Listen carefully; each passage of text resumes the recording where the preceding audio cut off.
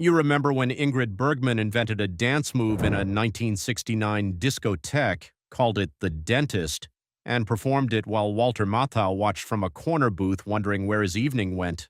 Cactus Flower landed in theaters in December 1969 and quietly became one of the biggest hits of the year that everyone remembers for Easy Rider and Midnight Cowboy.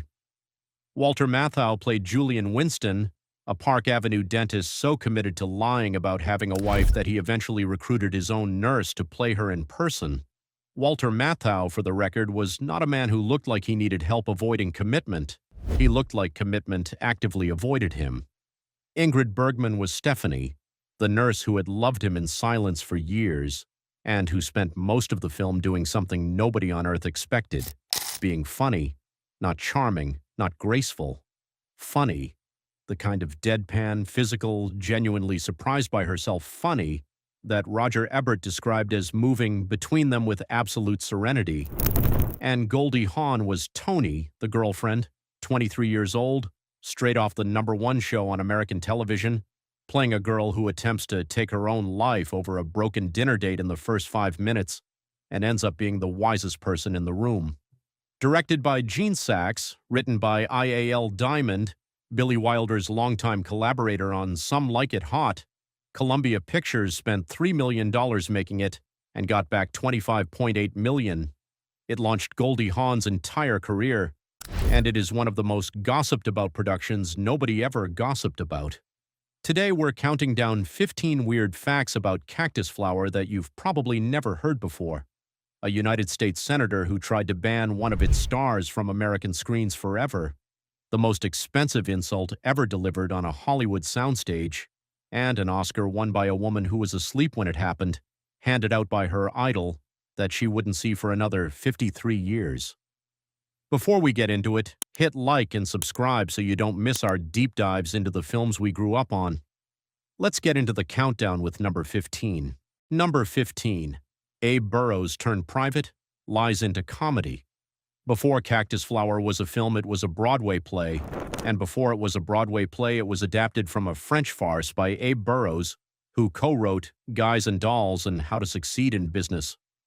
Without really trying, won 4 Tony Awards and was by any measure one of the most consequential comedy writers in American theater history. In 1951, Guys and Dolls was selected to win the Pulitzer Prize for Drama.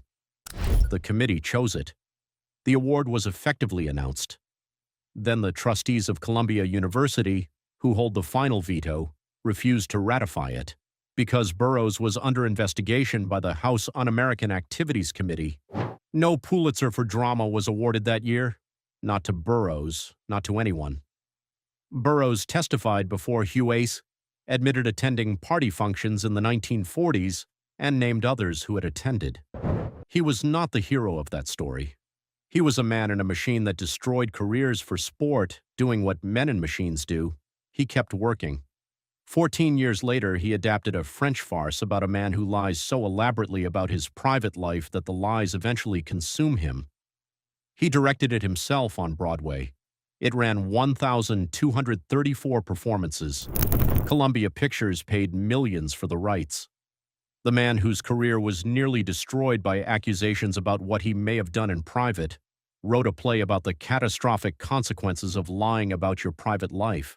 Whether that was intentional, Burrows never said. The Pulitzer Committee never corrected the record. Number 14. Walter Matthau was nervous about Ingrid Bergman, the man who had just spent months on the Hello, Dolly set making Barbra Streisand's life difficult was worried Ingrid Bergman wouldn't like him. According to producer M.J. Frankovich, when Bergman's name came up for the role of Stephanie, Walter Matthau was anxious about how she'd receive him. His first choice had been Lee Grant, who was unavailable. When Columbia offered Bergman, he wasn't sold, so the studio sent him a print of The Odd Couple, his own film still in recent release, to show him what Bergman could do. He watched himself act in order to accept someone else's casting, and then Bergman arrived on set, and he was still the nervous one, not her. Goldie Hawn described the atmosphere at the time in an interview. "I thought I'd be so intimidated by her I wouldn't be able to function. It wasn't that way at all. I didn't feel I had to compete. I just felt privileged to be in the same picture with her.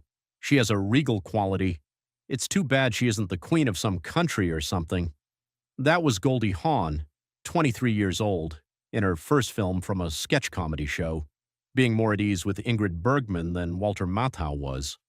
The most contrary man in Hollywood needed to watch his own movie to accept the actress he was then terrified of impressing. Hollywood egos are a very specific and wonderful form of madness. Number 13, Matthau's smaller film became the bigger win. Walter Matthau's other 1969 film was Hello, Dolly, a musical at 20th Century Fox, directed by Gene Kelly, starring Barbra Streisand. Budget, $24 million. It became one of the most expensive misfires of the decade, a film that reportedly nearly brought 20th Century Fox to its knees, despite performing respectably at the box office, because a budget of that size in 1969 left almost no margin for error. The Matthau-Streisand relationship during production had achieved a specific toxicity that Hollywood talked about for years afterward. He called her publicly someone whose talent, in his estimation, was roughly equivalent to the sound a butterfly makes, and not the wings part. He refused to share a room with her between takes unless the script demanded it. On a break, he and co-star Michael Crawford visited a racetrack. They saw a horse named Hello, Dolly in the program. Matthau refused to bet on it. Crawford bet. It won. Matthau refused to speak to Crawford for the rest of the shoot. He went from that set directly to this one. And here is what was waiting for him on the Cactus Flower set. An actress he'd been nervous about, a 23-year-old from a sketch comedy show, a director he trusted, and a $3 million budget. No Streisand, no $24 million albatross, no horse named after his co-star at the racetrack. The expensive film nearly broke its studio. The $3 million one finished above James Bond at the American box office. Matthau's problem was never talent. It was choosing which room to be in. Number 12, the Swedish legend who wanted laughs all along. She had spent 30 years being cast as saints, martyrs, wartime lovers, and tragic heroines. Casablanca, Notorious, Joan of Arc, Anastasia. The roles were extraordinary. The range was not. What she had actually wanted for her entire career, she said herself. "I always wanted to do comedies, but nobody discovered this until my old age. They think all Swedes are like Greta Garbo." She was 54 when she said that, playing a character written as 35, and she was, by every account on set, having the time of her life. Gene Saks was reportedly amazed by what she brought to the physical comedy, the timing, the deadpan delivery, the willingness to look completely foolish on screen. Hawn, who expected to be terrified of Bergman, found her warm and collaborative. Matthau, who'd needed convincing, found himself upstaged in ways he didn't seem to mind. Time magazine wrote that Cactus Flower succeeds on the screen thanks to two old masters and a shiny new one who have learned that actors get known by the comedy they keep. Bergman was one of the old masters. In the discotheque scene, she invented a dance move and named it after her character's job. It is not a choreographed routine. It's Stephanie Dickinson, a repressed dental nurse, discovering, mid-dance floor, in a 1969 psychedelic nightclub, that she has been alive the whole time. Critics wrote about it for weeks. People who have never seen the film know the dance. Hollywood had spent 3 decades pointing Ingrid Bergman at tragedy. She walked into a discotheque and showed everyone what it had been missing. Number 11. Cactus Flower brought Ingrid Bergman back from exile. On March 14, 1950, Senator Edwin C. Big Ed Johnson of Colorado stood on the Senate floor and delivered a speech about Ingrid Bergman by name. He called her a powerful influence for evil. He called her Hollywood's apostle of degradation. He proposed federal legislation requiring actors to obtain government licenses, revocable for moral misconduct. What she had done, while filming Stromboli in Italy in 1949, she began a relationship with director Roberto Rossellini while still married to her first husband. The resulting scandal, and the child born from it, became somehow a matter for the United States Senate. The legislation didn't pass, but if you were Ingrid Bergman in 1950, the hate mail alone was enough. She left for Europe.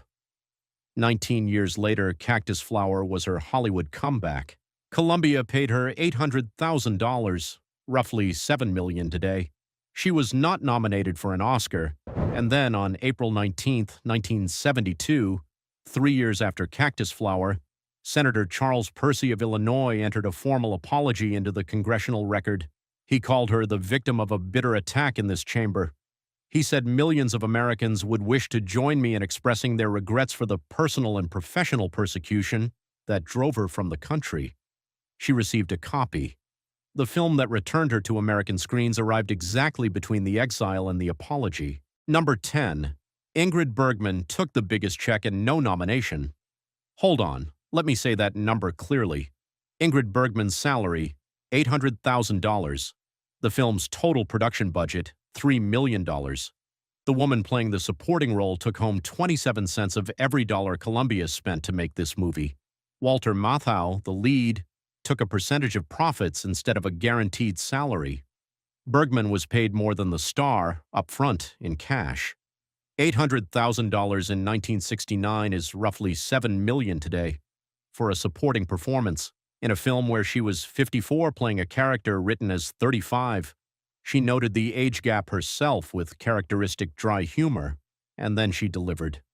Los Angeles Times critic Charles Champlin, who was not gentle about the film overall, still ranked the 3 stars in order of laudability in his review: Goldie Hawn first, Matthau second, Bergman third. Bergman ranked below the lead she was outperforming in every scene. In New York Magazine, Judith Crist called Hawn an intelligent and sensitive performer. Multiple critics compared Bergman's comic performance to Greta Garbo in Ninotchka, the standard for dramatic actresses who turn out to be funny against all expectations. The Academy agreed with the critics about Hawn. Goldie Hawn was nominated. Goldie Hawn won. Bergman, the highest-paid person in the film, the one critics ranked above the lead, the one who created the scene everyone remembered, received no nomination, not a single vote in any category. Number 9, Goldie Hawn's Dumb Blonde act was never dumb. Rowan and Martin's Laugh-In was the #1 rated show in America in the 1968-69 Nielsen season. 30 million people watched it every week, and Goldie Hawn's character on it, the wide-eyed, perpetually behind blonde who couldn't quite get the joke right, was created by a mistake that lasted approximately 4 seconds. She was slightly dyslexic. She mixed up the words on the cue card. She laughed at herself because she was genuinely embarrassed. Producer George Schlater watched the footage and decided to keep her specifically as the girl who flubbed it. The character was an accident. The career built on it was not. What almost nobody knew at the time, the persona was exhausting her. She spent 9 years in therapy during her most celebrated decade specifically, she said, to manage the gap between who the world thought she was and who she actually was. The character she'd accidentally invented on live television was one she had to perform continuously, in public at all times, on talk shows, on red carpets, in interviews on set. She wasn't playing dumb. She was playing a character who played dumb. And nobody outside the therapy room knew the difference. The Academy gave her an award for it. The mistake became the act became the career became the Oscar. Number 8, Cactus Flower turned rivalry into friendship. Lauren Bacall created the role of Stephanie Dickinson. She opened it on Broadway in December 1965, ran it for 1,234 performances over nearly 3 years, and expected, reasonably, given all of that, to be invited to reprise it on film. She took meetings with producer M.J. Frankovich. She believed, based on those conversations, that she was the frontrunner. She found out through the press, not a phone call, the press. Bacall said publicly, "I hate that woman." It was reported, it circulated. Bergman read it. Here's what Bergman did. After the film was made, Bacall opened on Broadway in applause. Bergman went to see it. She went backstage. She knocked on the dressing room door. When Bacall's assistant asked who was there, Bergman said, "Tell her the woman she hates more than anyone else in the world wants to see her." Bacall smiled. She opened the door. Bergman later said, "We've been great friends ever since." 5 years later, both of them appeared in Murder on the Orient Express. Bacall as a sharp-tongued American widow, Bergman as a quietly devout Swedish missionary, on the same call sheet, in the same film. Number 7. Goldie Hawn. Married the man the fortune teller warned her about. In 1969, the same year Cactus Flower came out, Goldie Hawn married a man named Gus Triconis. He had been one of the sharks in the 1961 film of West Side Story and had performed alongside Elvis Presley in the 1968 NBC comeback special. They shared the same birthday, November 21st. She later said she took this as a sign. Before the wedding, while Triconis was in Las Vegas, she suspected he had been unfaithful. He went quiet for a week. She couldn't reach him. She consulted a fortune teller. She paid the fortune teller. The fortune teller confirmed her suspicions and suggested she fly to Las Vegas to confront him. She flew. He confirmed it. She described it later as the saddest thing ever. She married him anyway, in Honolulu, on May 16th. They had a shared birthday and a shared profession, both performers, and almost nothing else. Hawn's career was accelerating in a way neither of them had predicted. The Oscar was coming. The film offers were coming. Triconis's career was not moving at the same speed. When the marriage ended in 1976, Hawn filed for divorce on New Year's Eve, the same day she got engaged to her next husband, Bill Hudson. Triconis demanded $75,000 under California community property law. Hawn said he had never financially supported her during the marriage. Number 6. Matthau nearly died, paid his bookie, and won the Oscar. In 1966, Walter Matthau was filming The Fortune Cookie, the film that would win him his only Oscar for Best Supporting Actor. Mid-shoot, he was filming a scene that required him to race up a staircase. He made it to the top and collapsed. Production shut down for 7 weeks. His family's website is direct about what came next. Walter was not expected to live beyond 1966. Every birthday was a victory that only those closest to him could fully appreciate. 2 weeks after the attack, Jack Lemmon visited him in hospital. Matthau handed him an envelope and told him to find a specific man outside Fox Studios the next morning. Lemmon didn't ask what was inside. He didn't ask who the man was. He went.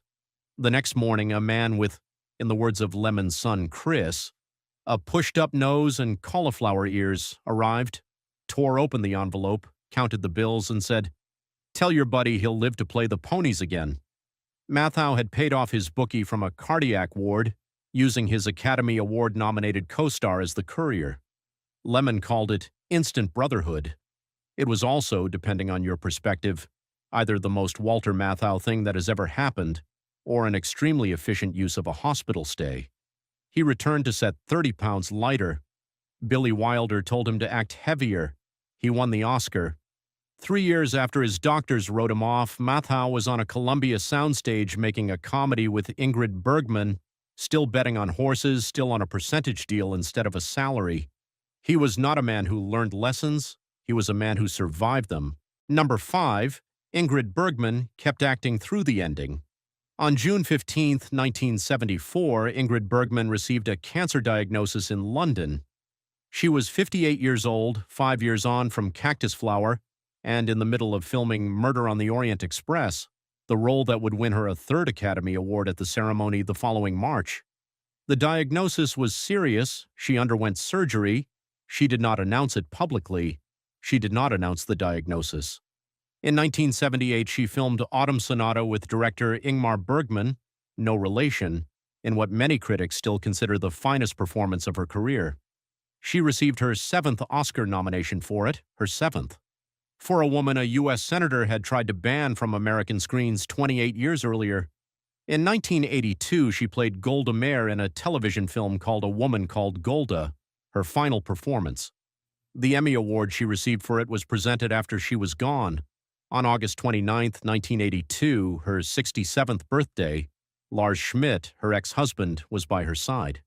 3 Oscars on the shelf, 2 Emmys, a Tony, a congressional apology in her files, and a dance move called The Dentist that people still talk about. Number 4, Bergman won, then named the performance that should have. On April 2, 1975, at the 47th Academy Awards, Ingrid Bergman won Best Supporting Actress for Murder on the Orient Express. She took the microphone and said, "It's always very nice to get an Oscar." Then she spent most of the speech talking about someone else. She told the audience, on live television, that her fellow nominee Valentina Cortese had given the most beautiful performance that all we actresses recognized in Francois Truffaut's Day for Night. She said she was Cortese's rival and didn't like it at all. She looked directly at Cortese in the audience. She said, "Please forgive me, Valentina. I didn't mean to." The full transcript of her speech is on the Academy's own website. It is one of the most extraordinary acceptance speeches in Oscar history, not because it was gracious, but because it was specific. She didn't give a general thank you. She named a name. She made a case. She publicly contested the result of the award she had just won in the room where she won it, in front of the person she felt had deserved it. She won the award. She questioned the award. She thanked the room. She went back to work. 3 Oscars, all of them earned. Number 3, Hollywood remade Cactus Flower and made everything worse. In 1968, Columbia Pictures watched Paramount do something very smart. They took The Odd Couple, Neil Simon's Broadway hit, hired Gene Saks to direct it, put Walter Matthau in the lead, and made the 4th highest-grossing film of the year. The formula was obvious. So Columbia did the only logical thing. They hired Gene Saks, they hired Walter Matthau, and they bought the rights to a Broadway comedy that had already run 1,234 performances and proven itself in front of live audiences for 3 years. Every decision was designed to eliminate risk. It did not eliminate risk. It eliminated the ceiling. Cactus Flower finished 9th at the American box office in 1969, above On Her Majesty's Secret Service, above The Wild Bunch. In a year defined by Butch Cassidy, Easy Rider, and Midnight Cowboy, the 3 films that own the cultural memory of 1969, a bedroom farce about a lying dentist finished in the top 10, $3 million in, $25.8 million back, 8.5 to 1 return. Here's the kicker. In 2011, Columbia remade it. Same studio, same premise, same love triangle. The film was called Just Go With It, starred Adam Sandler and Jennifer Aniston, and cost $80 million, 26 times the entire production cost of the original. It won 2 Razzie Awards. It sits at 19% on Rotten Tomatoes, same studio, same story, 26 times the budget, every measurable outcome worse. The most calculated film of 1969 turned out to be the one thing in Hollywood that $80 million and 40 years of practice couldn't improve. Number 2, Walter Matthau was the most married man on set. Walter Matthau met his second wife, Carol Grace, when they both appeared in a 1955 Broadway production. She was, at that point, already twice divorced from the same man, playwright William Saroyan. She had married him in 1943, divorced him in 1949, married him again in 1951, divorced him again in 1952. In her 1992 memoir Among the Porcupines, Carol Matthau explained her relationship history with characteristic economy. On her second marriage to Saroyan, "I married Saroyan the second time because I couldn't believe how terrible it was the first time." On Walter Matthau, she said she married him because she loved him, and she used exactly 12 words to explain it, 12 words that made clear the explanation was entirely physical. Published in a memoir under her name. They stayed married from 1959 until his death in July 2000. 40 years. Walter Matthau, the man so deep in gambling debt in the 1950s he took television roles to pay off a loan shark, who paid his bookie from a hospital bed using Jack Lemmon as the delivery man, who publicly insulted Barbra Streisand in terms that became Hollywood legend and refused to bet on a horse named after her, was, by every account, the most steadily married person on the Cactus Flower set. He was playing a man who invented a fake wife to avoid commitment. His real wife published a memoir explaining their marriage in 12 words. The character and the man could not have been more different, and somehow nobody ever made that the headline. Number 1, Goldie Hawn slept through her Oscar. On April 7, 1970, the 42nd Academy Awards were held at the Dorothy Chandler Pavilion in Los Angeles. There was no host. 17 friends of Oscar presented the awards. One of them was Fred Astaire. Goldie Hawn was in London, asleep. She was 24 years old, filming There's a Girl in My Soup with Peter Sellers, with an early call the next morning. She had been nominated for Best Supporting Actress, against Catherine Burns, Dean Cannon, Sylvia Miles, and Susanna York. She didn't think she'd win. She didn't fly back. She didn't watch it on television. She forgot it was happening. Fred Astaire, 70 years old, who had briefly danced on stage that evening after Bob Hope ad-libbed a challenge to him, opened the envelope for Best Supporting Actress and said her name. Raquel Welch walked to the podium and accepted on her behalf. In London, a phone rang at 4 in the morning. If you'd been the one to pick it up, you'd have heard, "Hey, congratulations! You got the Academy Award for Best Supporting Actress." Hawn said, "I got what?" She hung up, had a good cry, alone, called her parents, went back to sleep. She put the Oscar in a closet, never displayed it, never watched the footage, for 53 years. In early 2023, Hawn was at a party. Jimmy Kimmel, that year's Oscar host, asked if she'd ever seen the clip. She said no. He showed it to her. For the first time, she watched Fred Astaire say her name. "Fred Astaire?" she said. "He's my idol." She hadn't known it was him, not for 53 years. The biggest night of her career, delivered by her idol, accepted by someone else, stored in a closet, and the woman who experienced it had been in London, asleep, having forgotten it was on television. And there you have it. 15 facts about a comedy that finished above James Bond, launched an Oscar winner in her sleep, employed a man who wasn't supposed to survive 1966, and gave Ingrid Bergman the thing she'd been waiting 30 years to do. Which of these surprised you most? Tell us in the comments, and let us know which film we should wade into next. Like and subscribe if you haven't already, so you don't miss the next one. Until next time.